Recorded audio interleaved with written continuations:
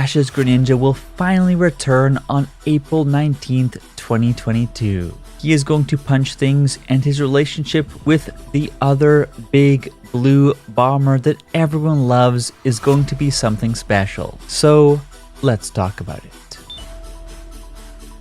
Hey everyone, it's Charles. How are you today? Firstly, April 1st will mark the 25th anniversary of the Pokémon anime, and that number honestly blows my mind. It is quite difficult to comprehend the way that this anime has impacted everything from my friend group to my schooling to my career to my romantic subplot. Just wow. And as you would expect, April is going to be a bang of a month for the Pokemon anime, with 6 episodes on the docket packed full of hype and good fun. From the return of Ash's Greninja to Ash's hyperclass battle against Drasna to the return of the fashion man who does fashion things, the stakes are ramping up, and today's plan is to break down what we know about each of these episodes and to discuss how exactly they may pan out. So kindly subscribe, dab bod that like button for the YouTube algorithm, and let's jump right in. First up, we have the April 1st double play in Kalos to celebrate the anime's 21st anniversary. But it is no April Fool's Day joke, and here is what we know about the episodes thus far.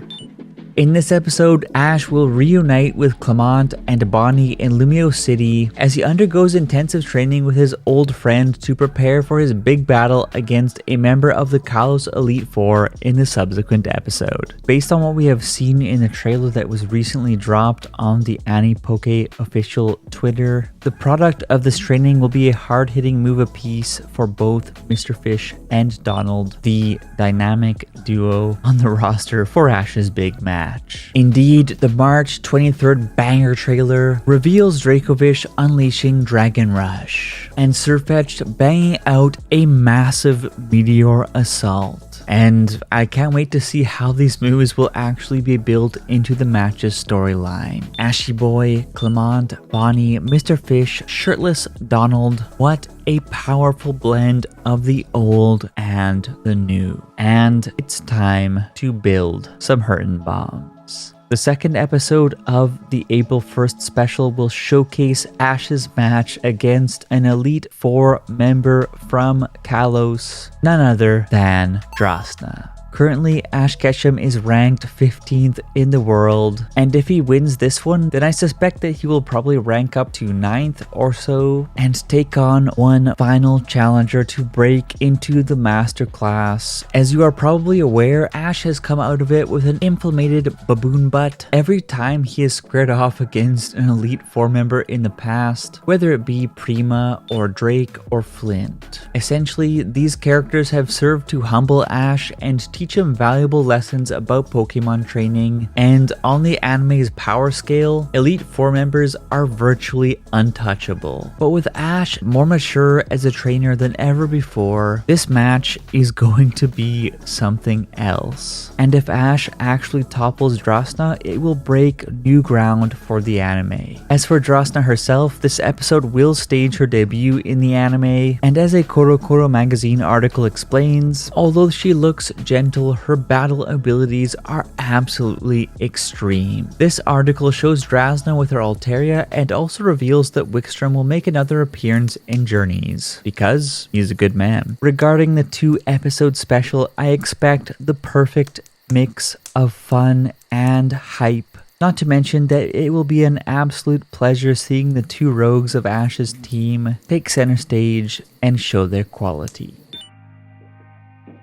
In the March 23rd trailer shots that tie into this episode, we see Lycia being Lycia, as well as Clovy's Eevee snuggling up to a Sylveon. On one hand, it would be delightful if this Sylveon turned out to be Serena's Sylveon and we finally got to see what she has been up to since she parted ways with Ash. But with Lycia making her debut in the anime in this episode, partitioning screen time between the 2 of these characters just wouldn't make sense in my opinion. Accordingly, the reunion likely refers to the return of Fashion Man Wallace, who has played a very significant role in the development of previous Ketchum companions by way of the Wallace Cup. We also see shots of Chloe dressed up in an Omega Ruby Alpha Sapphire style costume for a performance, and we also see her Eevee gearing up for a copycat while wearing a flower pin suspiciously similar to the one that Serena's Eevee used to wear. These images obviously draw connections with both May and Serena and beg for a juicy scenario in which Chloe meets these two girls and soaks up a big lesson or two, but I suspect that the costume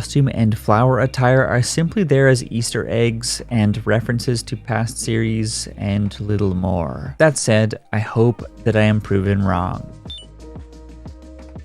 I think that most would agree that Team Rocket's treatment in Pokemon Journeys has been spotty at best, particularly following their strong and wholesome performance in Pokemon Sun and Moon. The Capsule Machine is the laziest writing device to ever happen to these characters. Meowth trying to hook up with Chloe gave people awkward Sonic the Hedgehog vibes, and their dubbing comedy episode was somewhat of a misfire. That said, Team Rocket are at their best when they are executing new wacky business ideas, and I hope that we are in store for something that is both funny and wholesome. Welcome back, Yamper. Yamper has been riding Bidoof's seat ever since Chloe's Eevee made its debut, but I have not forgotten about the many heartwarming moments that Yamper brought to us in the first third of the Pokemon Journeys series. That said, the last time I even remember seeing Yamper was in episode 57, one of the most wholesome slice of life episodes in Pokemon anime history, but it only even appeared in that episode because Chloe's brother Parker was taking it to a sleepover. My only question is, who exactly needs help? And will Yamper evolve into Big Yamper?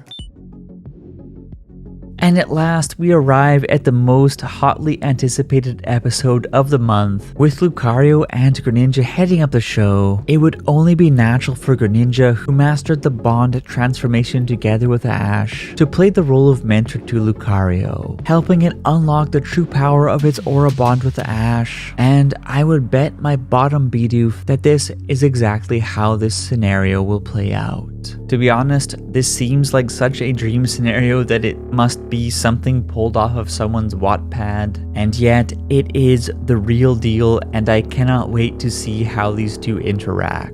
Additionally, my personal wish is that we would see such an epic training arc unfold across several episodes, but either way, it is going to be an absolute blast. And at the end of the day, I'm excited for every single one of these April episodes. But how about you? And what did you eat for breakfast today?